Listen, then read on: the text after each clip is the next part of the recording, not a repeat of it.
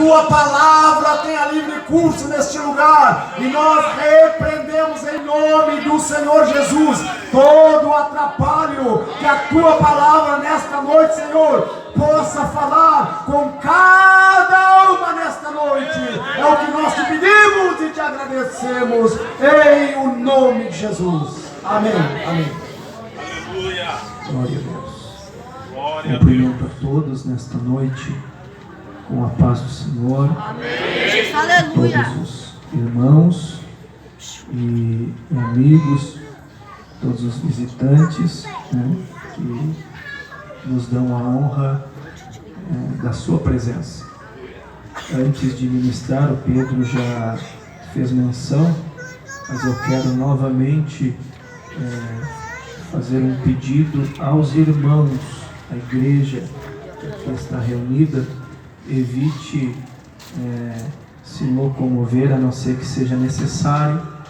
Aos irmãos que estão do lado de fora, eu peço que fiquem do lado de fora somente aqueles que realmente precisam ficar lá, a equipe que está trabalhando, os irmãos que estão no apoio. Que Deus abençoe também estes irmãos que estão trabalhando. Quero saudar nesta noite de forma especial o nosso pastor distrital e louvar a Deus por esta oportunidade. Eu sei que tinha outra previsão, né? Mas a vontade de Deus, ela é boa, perfeita e agradável, e a Bíblia diz que todas as coisas cooperam para o bem daqueles que são chamados segundo o seu decreto. Então eu acredito nesta noite que Deus está no controle de tudo. Amém, irmãos?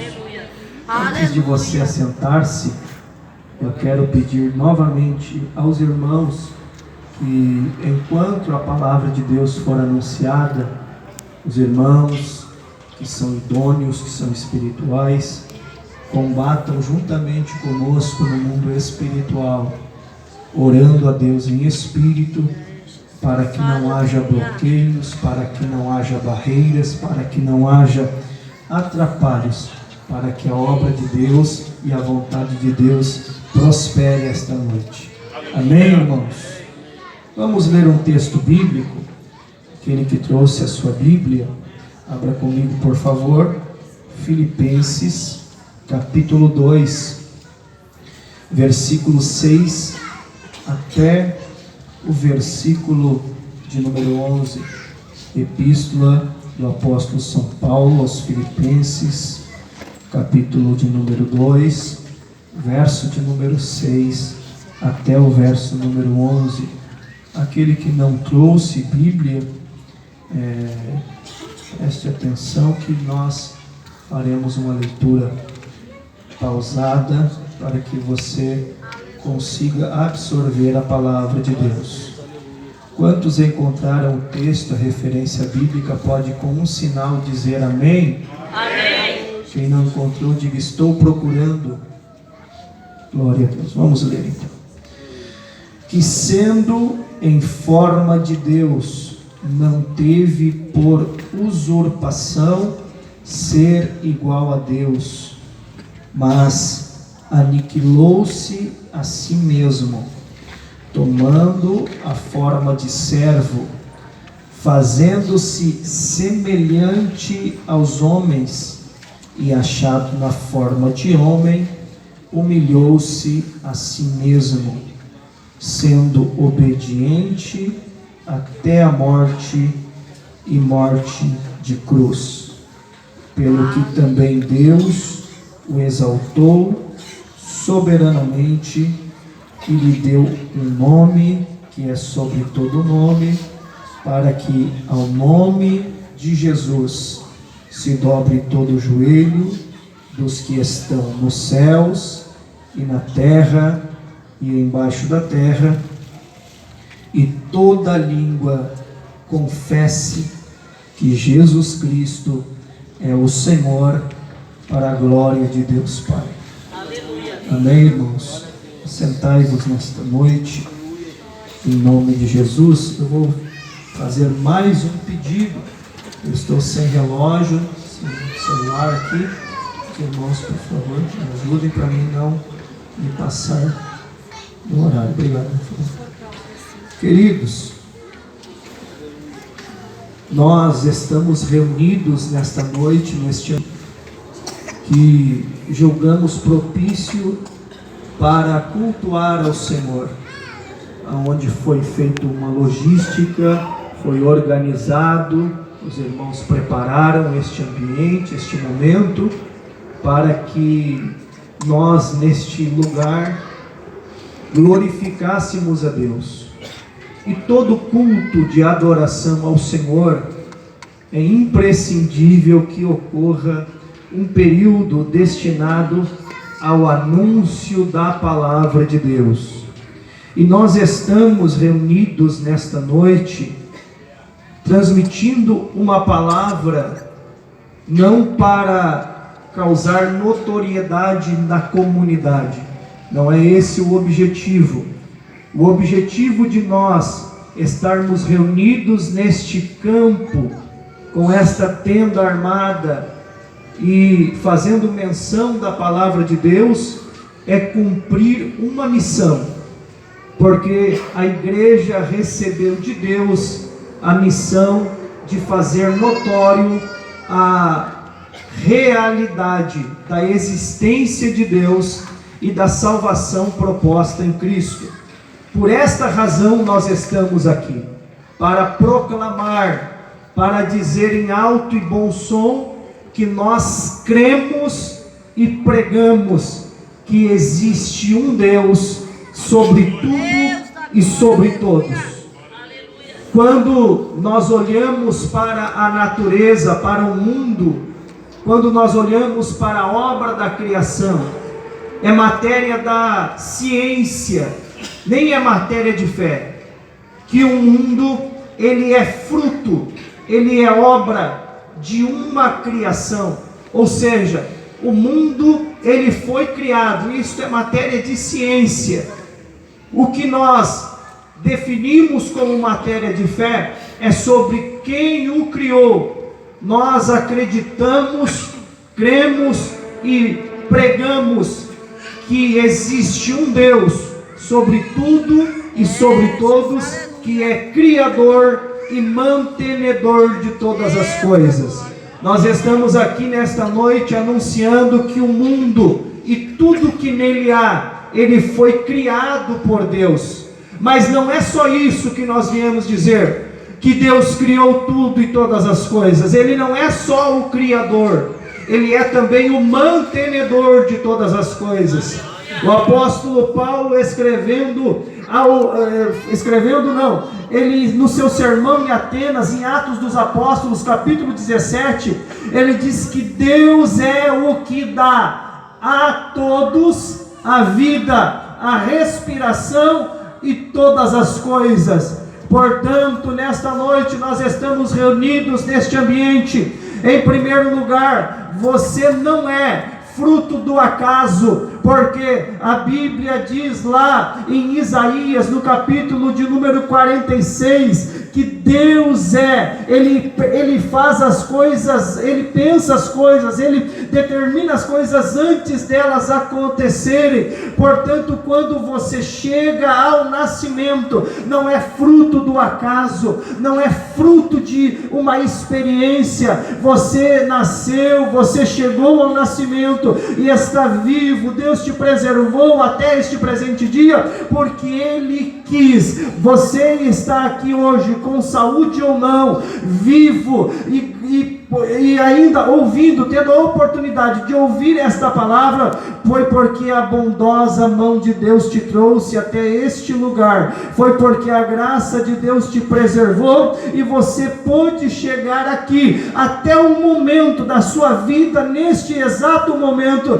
Deus Ele te guardou, Deus Ele te preservou, porque Ele não é só o Criador, Ele é também o mantenedor de todas as coisas. A Bíblia diz que todas todas as coisas foram por Ele criadas e subsistem pela força do seu poder. Nós só estamos em pé, só respiramos, temos saúde para trabalhar, levantamos pela manhã e temos uma vida diária, embora isso pareça tão normal, mas isso só ocorre porque Deus nos guarda, Deus nos preserva nesta terra. Deus não é só o Criador, Ele é o mantenedor de todas as coisas. Nós professamos a existência deste Deus, que em sua natureza, em seu caráter, em sua moral, Ele é tão excelente. Nós anunciamos este Deus nesta noite, que em sua natureza Ele é eterno, ou seja, Ele é um Deus que não pode ser medido pelo tempo. Nós anunciamos nessa noite um Deus que é imutável. A Bíblia diz que em Deus não há mudança, não há sombra de variação. Eu e você mudamos nosso pensamento, nossa forma de ver as coisas, a maneira como nos relacionamos com as pessoas, mas a Bíblia afirma que este Deus, Ele é imutável, nele não há mudança, não há sombra de variação. Nós anunciamos ainda a este Deus que Ele é transcendente. O que é transcendente? Ele está acima de todas as coisas, ou seja, Deus não é parte da criação e Deus não está na criação. Deus, Ele está além de toda a criação. Por isso nós vemos Ele como um Deus transcendente, mas Ele não é só transcendente, Ele é imanente também. Já foi anunciado aqui esta noite que Ele é um Deus de perto, mas é também o Deus de longe. Isaías, no capítulo 57, o versículo de número 15, ele escreveu dizendo que Deus, Ele está assentado num alto e sublime trono. Por quê? Porque Ele é um Deus transcendente, está acima da criação, acima de tudo, acima de todos, mas Ele é um Deus também que habita num coração contrito e quebrantado. Imagine esse Deus que está acima de tudo e acima de todos, mas é também um Deus imanente, um Deus de perto, que se permite relacionar-se com a sua criação. Ele está assentado num alto e sublime trono, mas Ele também habita no coração quebrantado, no coração contrito. É esse Deus que nós anunciamos. Nós anunciamos esse Deus, que os seus atributos de poder, Ele é onipotente. Já foi falado aqui em Lucas 1,37, diz que para Deus não haverá impossíveis, ou não há nada impossível. Esse Deus, Ele é onipresente, Ele tem poder de estar em todos os lugares ao mesmo tempo. Esse Deus que anunciamos, Ele é também onisciente, Ele conhece todas as coisas, Ele sabe o seu nome, sabe o seu endereço, sabe o dia que você nasceu. Ele me conhece por completo. Aquilo que nós, como humanos limitados que somos, não tendo capacidade de observar nos recônditos mais escondidos da sua alma e da sua mente, esse Deus que nós anunciamos tem poder para observar lá dentro. É esse Deus que nós anunciamos. Embora Ele tenha todo o poder, nós ainda anunciamos que esse Deus, Ele é perfeito. A Bíblia afirma que esse Deus, Ele é amor. A Bíblia afirma que esse Deus é verdadeiro e é fiel. A Bíblia diz que esse Deus, Ele é bondoso, misericordioso e é soberano. Mas essa mesma Bíblia também afirma que este mesmo Deus, Ele é santo e Ele é justo. O Deus Criador dos céus e da terra, que todas as coisas subsistem, que todas as coisas são preservadas pelo seu poder. Ele é onipotente, mas a sua onipotência, ela só pode agir de acordo com a sua santidade e de acordo com a sua justiça. Quando nós observamos a Bíblia, este Deus Criador, quando criou o mundo, criou os seres humanos, criou o homem, criou a humanidade, Ele criou em um estado de perfeição. A Bíblia vai afirmar no livro de Gênesis que o homem está estava diante de Deus em uma forma de relacionamento eterno, perfeito, e a Bíblia diz que Deus havia ali determinado um limite, um parâmetro, uma barreira, a qual o homem não deveria transpor. E a Bíblia diz, meus irmãos, que no momento em que o homem transgredisse, o homem desobedecesse, ou ultrapassasse um limite estabelecido por Deus, a Bíblia afirma que no momento que isso acontecesse, o homem perderia o seu relacionamento com Deus. Por quê? Porque embora Deus seja onipotente, onipresente, um Deus de amor, Ele ao mesmo tempo é um Deus justo e um Deus santo. Quando o homem desobedeceu, quando o homem no jardim do Éden tomou do fruto e participou, comeu do fruto que Deus havia dito que não participasse, a Bíblia afirma que o homem se colocou em um estado de descrédito diante de Deus, e a santidade de Deus, a perfeição de Deus, a justiça de Deus exigia que aquele que transgrediu um mandamento deste Deus que é soberano,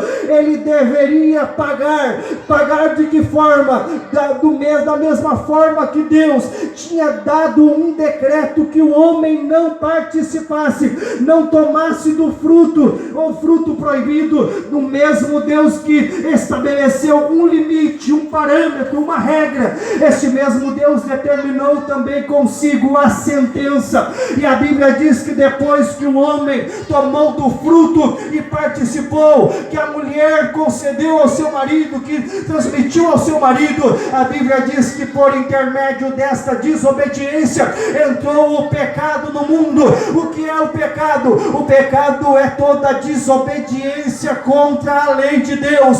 Deus havia determinado um parâmetro, uma medida, um limite para que o homem não pudesse ultrapassar, e o homem desobedeceu, e a Bíblia diz que por causa disso, por esta razão, por este motivo, veio a condenação também para a humanidade. A Bíblia diz que por meio desta desobediência, a morte entrou na humanidade, e então, desde este momento, desde a queda, o homem estava separado de Deus. Por quê? Porque Deus é santo, Deus é justo, Deus é poderoso, Deus é perfeito, e Ele não poderia se relacionar com a humanidade estando com falha, em pecado, em desobediência. Por esta razão houve-se a necessidade de haver um intermediário, ou senão o homem deveria padecer, o homem deveria, por intermédio deste erro, por intermédio desta desobediência,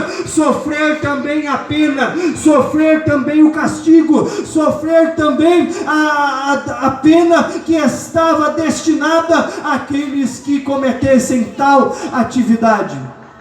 Vamos lá, esse Deus santo, esse Deus justo, Ele não tolera o pecado. Deus é santo, é perfeito.